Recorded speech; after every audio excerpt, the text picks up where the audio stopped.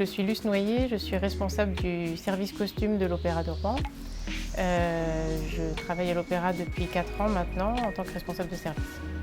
Donc mon métier, c'est à l'Opéra tout ce qui tourne autour du costume de scène. Moi, j'ai un parcours d'habilleuse à l'origine. J'ai été habilleuse intermittente du spectacle pendant 10 ans avant d'arriver à l'Opéra de Rouen. Et aujourd'hui, je supervise également l'équipe des costumières. Tout le travail qui est fait en atelier pour la fabrication des costumes, la retouche des spectacles pour lesquels les costumes ont été créés dans d'autres opéras et viennent jouer chez nous. Je suis la seule personne qui est à l'Opéra de Rouen de manière permanente au service des costumes. Tout le reste de l'équipe, ce sont des intermittents du spectacle. La plupart sont rouennais ou viennent de la région Normandie et puis parfois en fonction des besoins, on fait venir des personnes d'un petit peu plus loin, soit parce qu'on a besoin de plus de monde, soit parce qu'on a besoin de compétences spécifiques. Alors, le parcours traditionnel pour devenir costumier ou costumière, c'est le diplôme des métiers d'art du costume de scène, costumier réalisateur, spécialité costume de scène. Il existe également un diplôme pour le métier d'habillage, habilleur ou habilleuse, qui est le DTMS, donc diplôme technique des métiers du spectacle spécialité habillage. Mais ça ne concerne pas tout le monde. Il y a vraiment des parcours hors du commun existent aussi. Il y a des costumières qui viennent d'écoles d'art plastique, d'écoles de mode, des fois de CAP couture, tous les parcours existent. On a aussi des habilleuses qui ont été accessoiristes avant par exemple, des costumières qui sont aussi habilleuses. L'expérience fait beaucoup. L'histoire de la fabrication du costume de scène, ça commence vraiment avec l'idée du créateur costume en fonction de l'intention du metteur en scène. L'idée du costume vient de la discussion entre eux. Le créateur des costumes il va faire une recherche documentaire ou une recherche historique, va proposer son idée de costume sous la forme de ce qu'on appelle une maquette, c'est-à-dire en réalité pas une maquette traditionnelle mais un dessin 2D qu'on appelle la maquette de costume. À partir de cette maquette, mon travail va consister à rechercher la meilleure manière de le réaliser, de la manière la plus fidèle.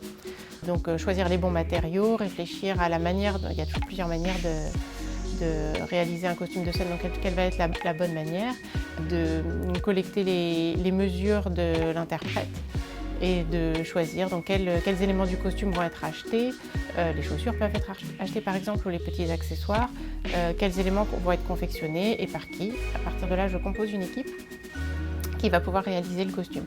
Et là, il y a plusieurs étapes de la réalisation proprement dite.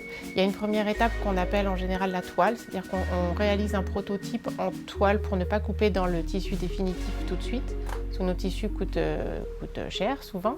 Donc cette première toile, ce prototype permet de réaliser procéder au premier essayage, qui permet de régler le patron, d'affiner vraiment, ça nous permet de dialoguer aussi avec le créateur des costumes qui va confirmer que le costume répond bien à son idée. Ça va permettre de vérifier que l'interprète se sent à l'aise avec et qu'il comprenne bien l'intérêt du costume par rapport à son personnage.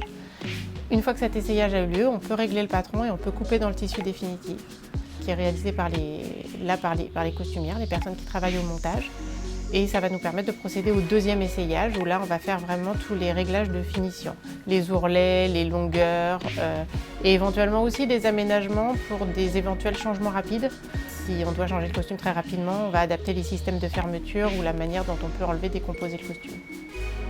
Et dernière étape, on met une étiquette pour bien identifier quel est ce costume, pour quel personnage, à quel moment il doit être porté et on peut le confier à l'équipe de l'habillage. Alors, le temps de fabrication d'un costume, il n'y a absolument pas de règle, ça dépend vraiment d'un costume à l'autre. Ça peut être des fois la meilleure solution pour réaliser un costume, c'est de l'acheter en prêt-à-porter et d'avoir quasiment aucune retouche dessus, donc ça peut être très rapide. Des fois pour un costume historique, ça peut être des semaines de travail, l'équivalent d'1 mois ou 1 mois et demi de travail pour une personne à temps complet qui va toujours être répartie entre plusieurs personnes, entre la partie coupe et la partie montage. Mais ça peut être vraiment l'équivalent de plusieurs semaines de travail pour les pièces les plus compliquées. Alors on réalise les pièces sur mesure, on ne travaille pas de manière industrielle, on travaille vraiment de manière artisanale et dans la mesure du possible, on essaye de faire en sorte que les costumes puissent être toujours retouchables pour pouvoir reprendre le spectacle, mais aussi pour que le costume puisse avoir une vie après le spectacle.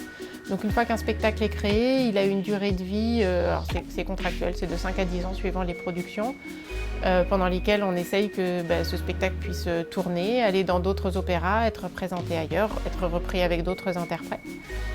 Et une fois que cette durée contractuelle est échue, on estime que ce spectacle n'existera plus, ne sera plus repris en tant que tel. Les décors sont détruits et les accessoires et les costumes sont réinjectés dans le stock pour pouvoir resservir. Alors ils peuvent resservir pour un autre spectacle, ça c'est l'idéal, mais en général on les transforme évidemment, on peut les teindre, les recouper, en utiliser seulement un seul élément.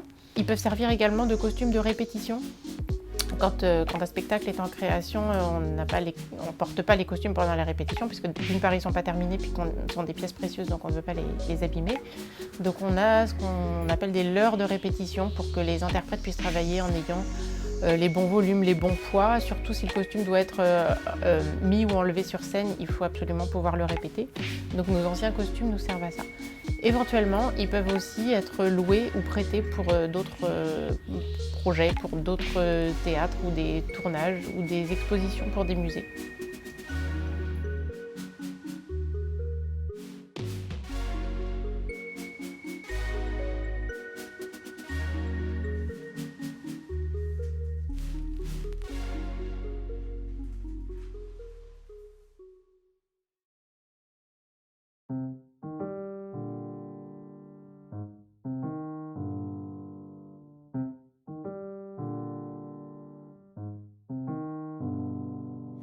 Didn't even really wanna go, but if you get me out, you get a show.